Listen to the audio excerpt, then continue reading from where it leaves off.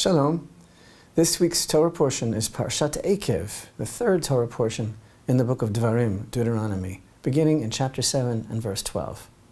In our parsha, Moshe continues to prepare the people of Israel for their upcoming entrance into the land when he will no longer be with them.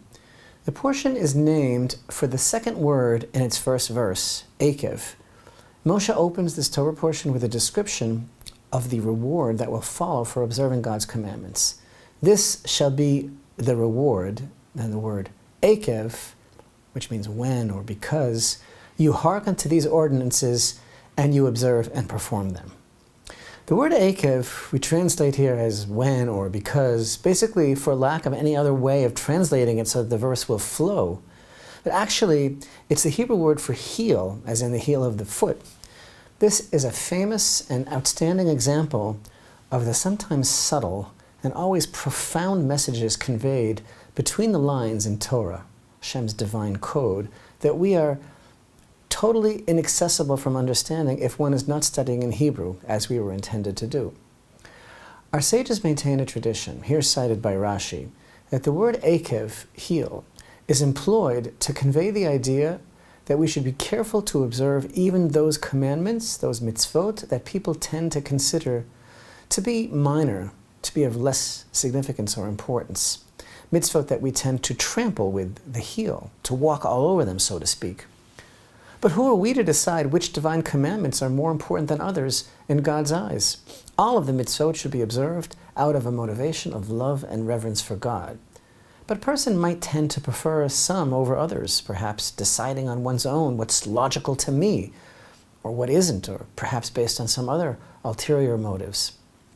Moshe reminds Israel that this deal here is, pardon me for my bluntness, pardon me for reading the verse, pardon Hashem for his bluntness.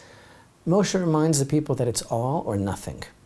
Chapter 8 and verse 1 tells us, the entire commandment that I command you today, you shall observe to perform, so that you may live and increase and come and possess the land that Hashem swore to your forefathers.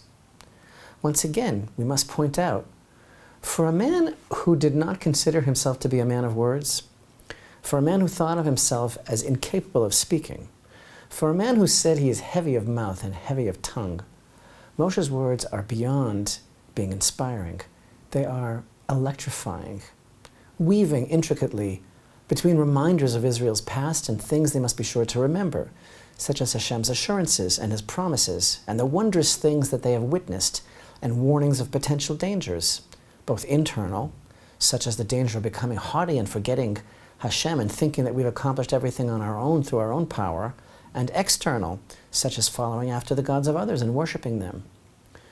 Moshe speaks of victory over the peoples who populated the land that is now to be given to the Israelites, and the removal of their idolatry. He speaks of basic concepts of fundamental and spiritual importance. His words paint a sprawling, massive portrait of what the future holds for the children of Israel in their land. There are two things, two elements, or rather the connection between these two things that stand out most remarkably in Parashat Eikev. And they are Israel's responsibility for fulfilling Hashem's commandments and the singularity and uniqueness of the land of Israel. And the relationship, the balance between these two things, that is to say, the land of Israel as the place for the fulfillment of God's commandments, and Israel's success, prosperity, and security in the land of Israel as being dependent on her performance of the commandments. Last week in Parashat Eikev, we discussed the implications of Shema Yisrael, the declaration of faith. And as we learned, it's not simply a declaration of faith, but rather the fundamental expression of our existence. Because its meaning is not simply that there's only one God, but that Hashem is the total sum of existence. God is all there is. He is reality. That truth changes everything. And the Shema, rather Jewish existence altogether as represented by the Shema, teaches us that the goal of life is to know this. And this changes and affects every aspect of our lives. The Shema teaches us that for a Jew, Hashem is everything. So open up your heart in the deepest way. If Hashem is all there is, He's not a hobby. Like, I collect stamps, or vintage records, or I got a woodworking kit out in the garage, and I do the mitzvot. Once we understand who Hashem is, it changes our conception of the commandments. Last week, in Parashat V'etchanan, immediately following the verse of Shema Yisrael, the first paragraph, beginning with the words, "And you shall love Hashem your God," the first paragraph of the Shema recital prayer appears. In that paragraph, we declare our single-minded devotion to Hashem. In this week's Torah portion of Eikev, the second paragraph of the 3 paragraphs that make up the twice daily recited Shema prayer is featured, beginning in chapter 11 and verse 12. And this paragraph contains the acceptance of Hashem's sovereignty, known as the acceptance of the yoke, the responsibility, that is, of the commandments. The mitzvot are not a part of life, they are the way of life. Our performance of God's commandments is the greatest manifestation of our attachment to Him and our belief in Him. Ideally, their performance should not be motivated out of fear of punishment or even by a sense of duty, though that's a good start. But ideally, it's a love thing. The commandments were given by God in order to fill this world with His light. Through our adherence to God's word, we sanctify His name in this world and ultimately achieve the greatest good. Since the commandments were given by God in order to bestow His highest good upon us, we should be thankful for them and realize that they're a gift. Through performance of the mitzvot in joy, the whole world is raised up. We're able to grasp some of Hashem's infinite light. When a person does a mitzvah, it has the power to arouse the entire world to serve Hashem together, and this brings blessing into the world. And so, the mitzvot literally keep this world alive. But where on earth are the commandments really supposed to be performed? More than anywhere else, in this Torah portion of Eikev, we find the most eloquent praise for the land of Israel, the land that Moshe will not be seeing. But it sounds as if he knows it very well. And again, we notice the immediate connection, the prerequisite of the observance of the commandments. You shall observe the commandments of Hashem your God to go in His ways and fear Him. For Hashem your God is bringing you to a good land, a land with streams of water, of springs and underground water coming forth in valley and mountain, a land of wheat, barley, grape, fig and pomegranate, a land of oil, olives and date honey, a land where you will eat bread without poverty. You will lack nothing. A land whose stones are iron, and from whose mountains you will mine copper. You will eat, and you will be satisfied, and bless Hashem your God for the good land that He gave you. Here again, it's not pick and choose, but the entire commandment. Chapter 11 and verse 8 begins, "So you shall observe the entire commandment that I command you today, so that you will be strong, and you will come and possess the land to which you are crossing, to possess it, and so that you will prolong your days on the land that Hashem swore to your forefathers to give them and to their offspring, a land flowing with milk and honey.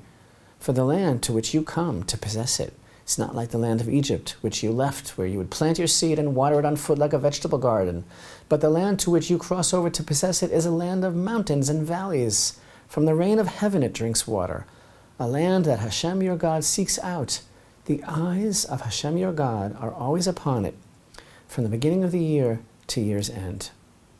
Open up your heart in the deepest way again, and I'll tell you what Moshe Rabbeinu is talking about. The land of Israel nurtures faith and the understanding of divine providence. The main revelation of divine providence is in the land of Israel. That's what the verse means when it tells us that Hashem's eyes are always upon it. It's a different level of God consciousness. The land of Israel is the source of every blessing that reaches this world. It's the concentration of all the holiness in the world. The land of Israel is all about real, undiluted faith in Hashem. That's how it works in the land of Israel. It's a place where miracles are revealed every day, a place where prayer is truly elevated to heaven. Rabbi Nachman teaches, he says, it's called Eretz Yisrael, the land of Israel. And he says, how could a Jew be called Israel anywhere else in this world? This is the place that God chose for Yisrael. And he says, for so many years, For so many centuries, it was just a dream for a Jew to come home to Israel. The challenges and dangers of actually coming there and the great distance were too formidable to overcome, Rabbi Nachman said, somewhat prophetically, in his time, over 200 years ago. He said, today, the challenge is not the journey, but the evil slander that spread against the land. He says, the test today is not to fall into this trap and not to believe the lies, but to recognize how important it is that every Jew be in the land of Israel. So one of the things that Parashat Eikev is really teaching us is the relevance of the land of Israel to every Jew. Indeed, this Torah portion stresses that no other place is relevant to a Jew. No other place is Yisrael. Last week in Parashat V'etchanan we learned in chapter 4 that exile from the land of Israel is punishment. So why stay there? And we read the promise. From there you will seek Hashem, your God, and you will find Him if you search for Him with all your heart and with all your soul. This Torah portion of Parashat Eikev is a very Zionist message. Zionism is defined as, and I quote, a movement for the reestablishment and the development and protection of a Jewish nation in what is now Israel. It was established as a political organization in 1897 under Theodor Herzl. It was later led by Chaim Weizmann. Of course, as everybody knows, the UN defines Zionism as racism. But whoever thinks that needs to take it up with the Almighty, because He's the real and original Zionist in the room.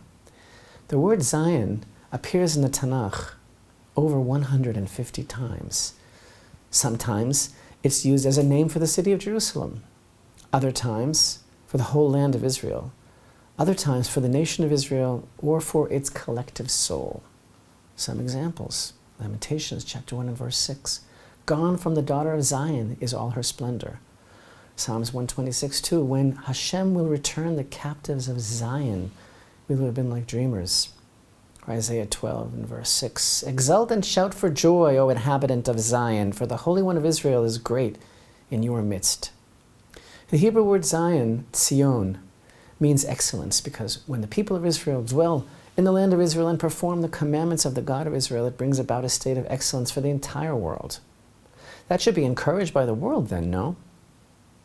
So I read an item this week in the news, reported by the JTA, Dateline Washington.